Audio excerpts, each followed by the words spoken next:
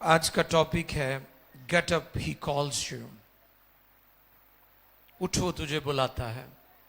Urdu title है उठ वो तुझे, बोल दीजिए, उठ वो तुझे बुलाता है। इंग्लिश टाइटल है get up he calls you.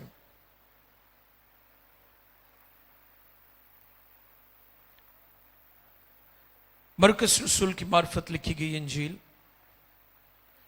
और उसका 10वां बाब है।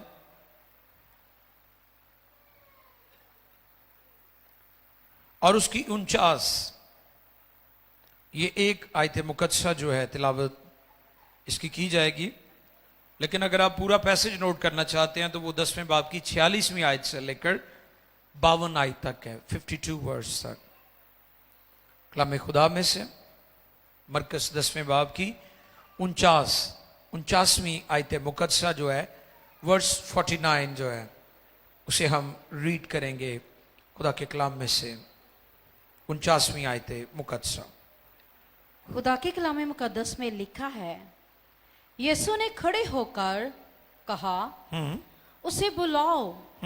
बस उन्होंने उस अंधे को ये कहकर बुलाया कि खातिर जमा रख, उठ वो तुझे बुलाता है। उठ वो तुझे बुलाता है। कलाम के पढ़े, सुने, समझे और कबूल किए जाने पर उसकी बरकत। उठ वो तुझे, सब कहें उठ वो तुझे बुलाता है। Get up he calls you. अजीजों, वो सबको बुलाता है। ये बुलावा आलमगीर है। ये सिर्फ उस अंधे के लिए नहीं था, सिर्फ उसके लिए नहीं था। ये सिर्फ बरतमाई के लिए नहीं था बुलावा जो है, बल्कि ये बुलावा आलमगीर है, सारी दुनिया के लिए।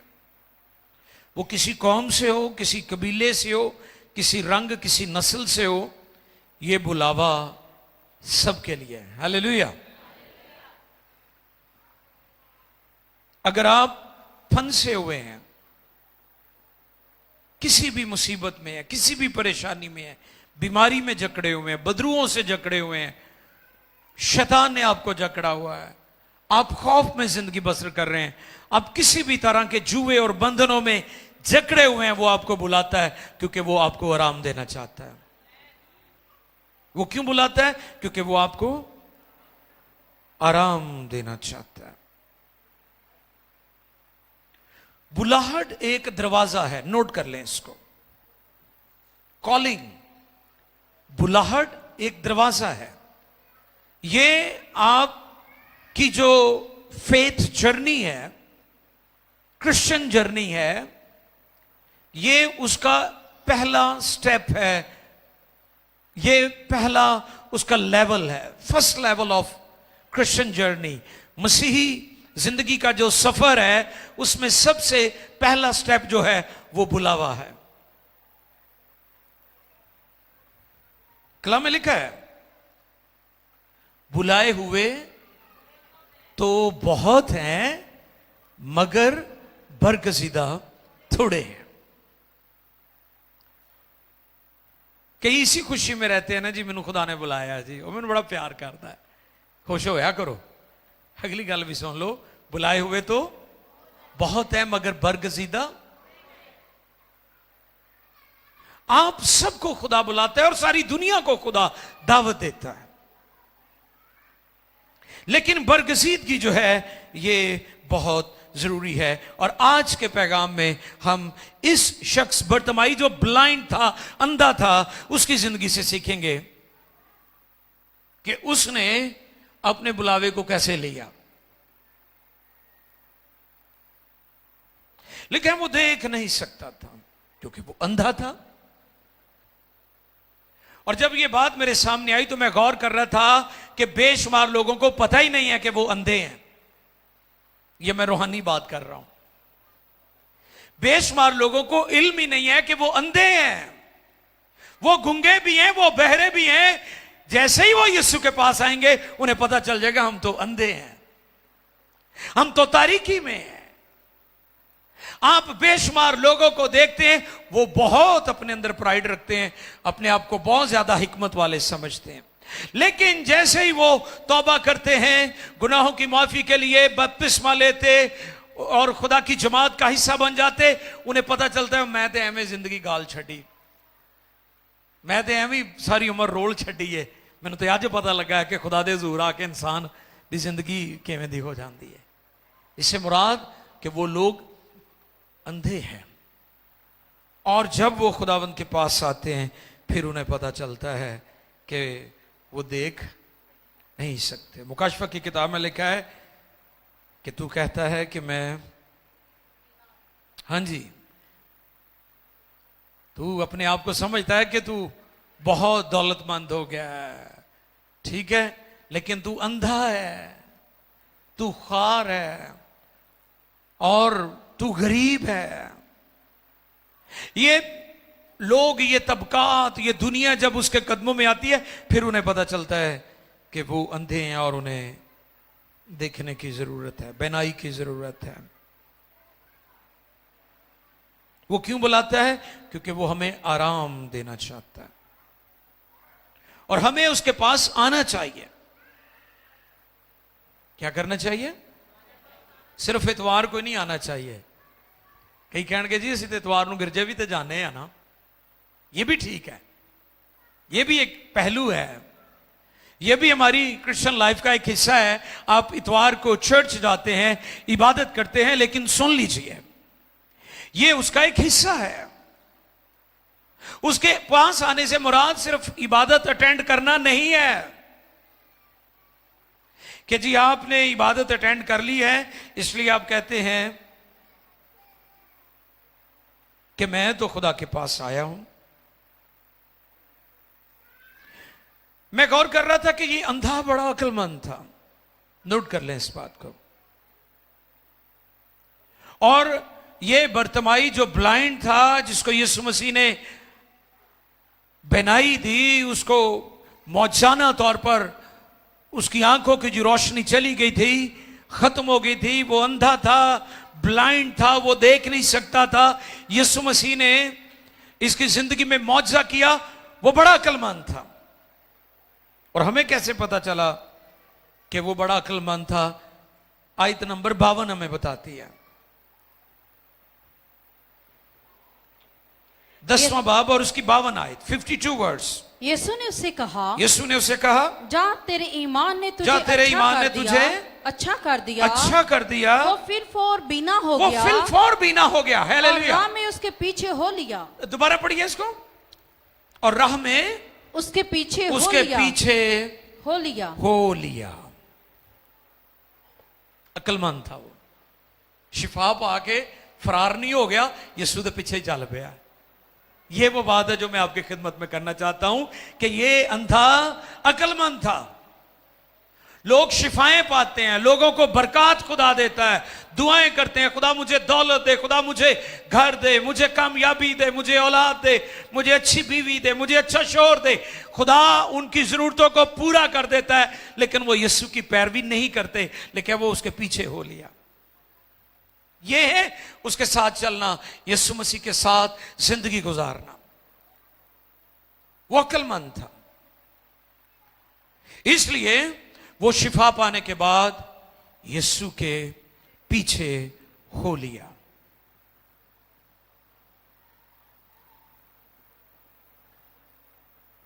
जिनको वो बुलाता है वो उनको इख्तियार भी देता है। ये उससे अगला लेवल है। पहला लेवल था कि आपको उसने बुलाया है। वो आपको किस लिए बुलाता है? क्योंकि वो आपको बोझ से आजाद करना चाहता है। ऐ थके मांदो, बोझ के नीचे दबे लोगो, मेरे पास आओ, मैं तुम्हें आराम दूंगा। हालेलुया। क्यों बुलाता है वो हमें आराम देना चाहता है, आपको रिलैक्स करना चाहता है। जब लोग यीशु के पास आते हैं वो हालात के मारे हुए होते हैं, वो मुसीबतों के मारे हुए होते हैं, वो दुखों के मारे हुए होते हैं। और जैसे लोग खुदावंद के पास आ जाते हैं, अपना दिल, अपना जीवन उसे दे देते हैं, उनकी हिस्ट्री बदल जाती है। और पहले भी मैंने एक दिन ये बात शेयर की थी कि जिन लोगों ने उसको अपना दिल दिया है उन्होंने तारीख रकम कर दी है। हैरान कुन काम हुए हैं उनकी लाइफ के अंदर, उनकी जिंदगियों में, और उन्होंने दुनिया को मुतासिर किया। क्यों किया है? क्योंकि उन्होंने अपना दिल खुदावंद को दे दिया। और वो आपको क्यों बुलाता है? वो आपको इसलिए बुलाता है क्योंकि वो आपको आराम देना चाहता है। जिनको वो बुलाता है उनको इख्तियार भी देता है। ये अगला लेवल है, नेक्स्ट लेवल की बात है कि क्या आप वो बुलाए हुए ईमानदार हैं जिनके पास अथॉरिटी भी है? मैं आज ये बात आपकी खिदमत में रखना चाहता हूं। हमारे मुल्क में, पाकिस्तान में, हर शहर के अंदर आपको बड़े पास्टर मिलेंगे, आपको बहुत सारे बिशप्स मिलेंगे, आपको बहुत सारे परस्तार मिलेंगे, आपको बहुत ज्यादा मिनिस्टर मिलेंगे। लेकिन मेरा सवाल है कि क्या ये सारे खादमीन, ये सारे लीडर्स, ये सारे परस्तार, क्या ये अथॉरिटी वाले परस्तार हैं? अथॉरिटी आप समझते हैं? आज उन परस्तारों की बड़ी कमी है जो वर्शिप करते हैं लोग बदरुगों से आजाद होते हों। आपको पता, भाई अर्नस्मल खुदा के खादम जब वर्शिप करते थे तो लोग बदरुओं से आजाद हो रहे होते थे। यह है वो लेवल परस्तारों का जो पाक कलाम हमें बताता है। क्योंकि आज लोगों ने खिदमत को प्रोफेशन बना लिया है, तिजारत बना लिया है, इसलिए खुदा की हजूरी ठहरती नहीं है और काम नहीं हो रहा। जिनको वो बुलाता है उनको इख्तियार भी। चेक करें, क्या आप बुलाए हुए अथॉरिटी वाले ईमानदार हैं या ऐसे ही हैं बस?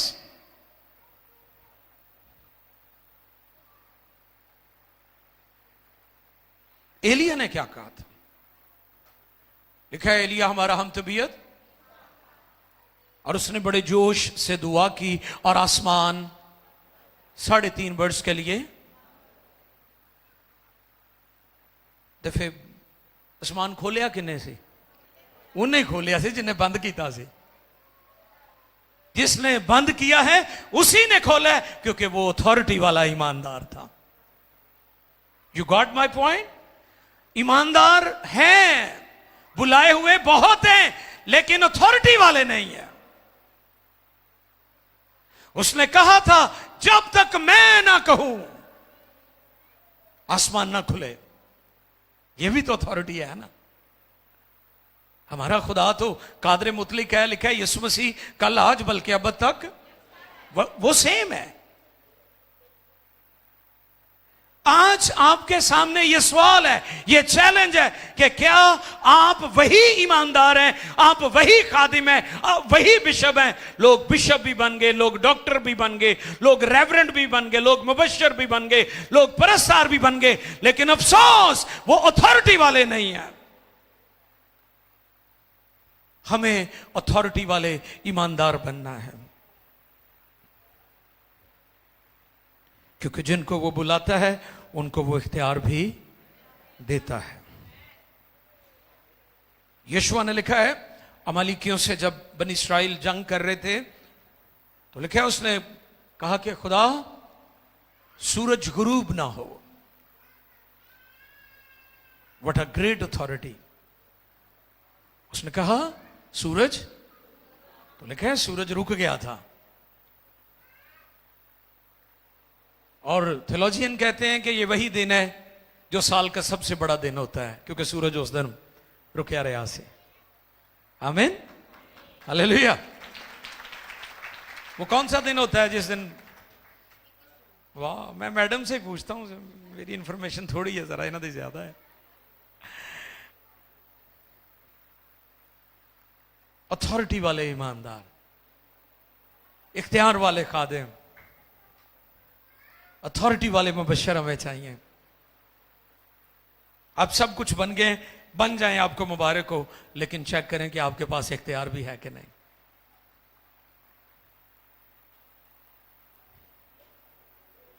मत कहें कि मेरे पास कुछ भी नहीं है।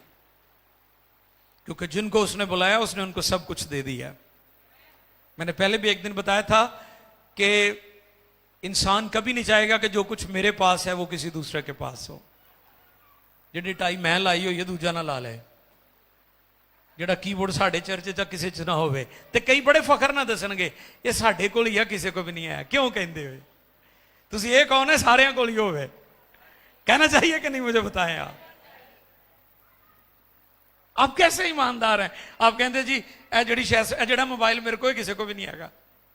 तो कई तो शीशे च खड़े होकर वहांदे है ना भी मेरे को 14 प्रो मैक्स है या 15 प्रो मैक्स है। वो पिछे गल यही होंगी है, दसिया जाए भी मेरे को भी हैगा। प्लीज निकले इन चीजों से, निकले इन चीजों से। खुदा ने अपना सब कुछ हमें दे दिया। ये खुदा की मोहब्बत है। हम नहीं चाहेंगे कि जो कुछ हमारे पास है किसी और के पास हो, लेकिन खुदा ने अपना सब कुछ हमें दे दिया और आखिर में अपना बेटे भी हमें दे दिया। आमीन। अफसोस आज बहुत सारे खादमीन यूना की तरह अपने बुलावे से हटकर भागने की कोशिश कर रहे हैं। उन्हें समझ नहीं आ रही कि खुदा ने उन्हें बुलाया हुआ है। वो इसलिए फ्रस्ट्रेशन का शिकार है क्योंकि वो खुदा की मर्जी से हट गए हैं। और जब आप खुदा की मर्जी से हट जाते हैं, आप अबतरी का, तजब्जुब का, इस्तराब का शिकार हो जाते हैं।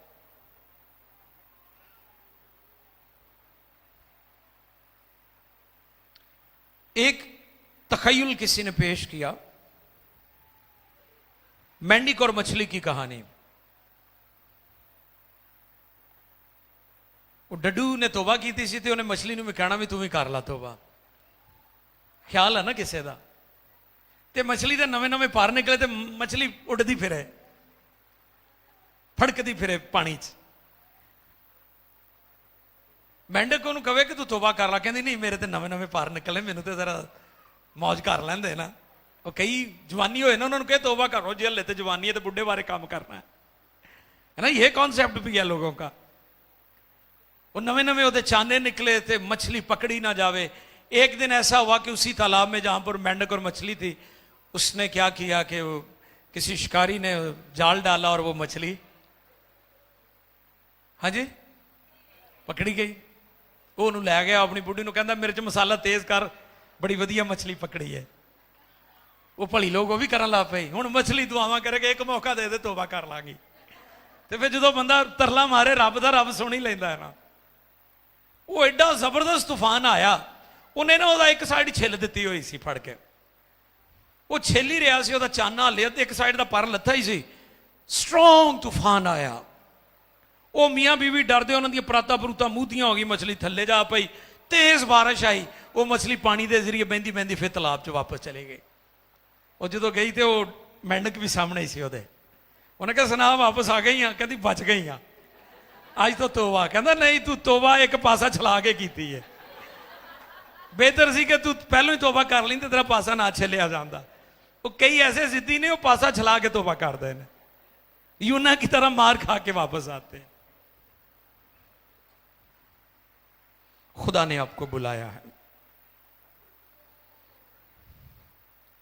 खुदा ने बुलाया है। अब यह आपकी मर्जी है कि आप उसके बुलावे को कबूल करते हैं या नहीं करते।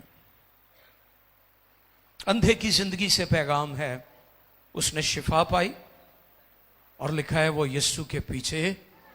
ये है सच्ची तौबा, यीशु के साथ साथ चलना। ये है हकीकी तब्दीली।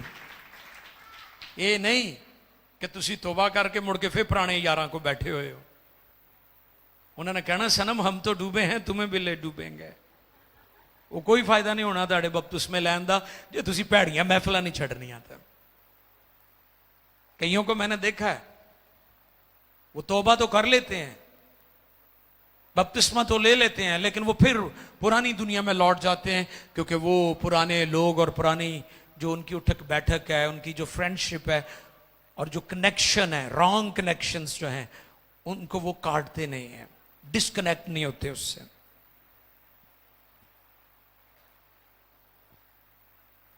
उठो, तुझे बुलाता है। Get up, he calls you. वो सबको बुलाता है। सिर्फ बर्तमाई कोई नहीं, बल्कि पूरी दुनिया के लिए ये दावत।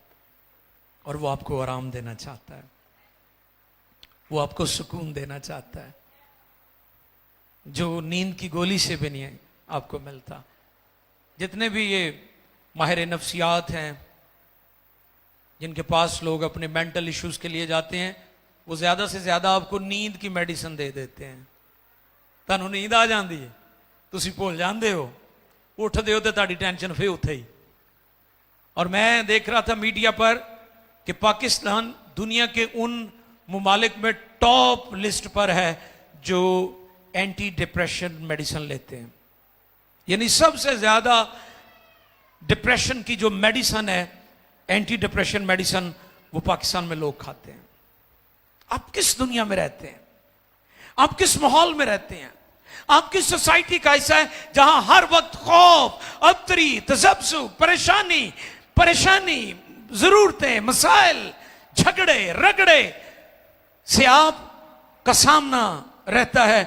इन हालात में आपके लिए एक ही जगह है, एक ही मकाम है, वो खुदा की हजूरी है।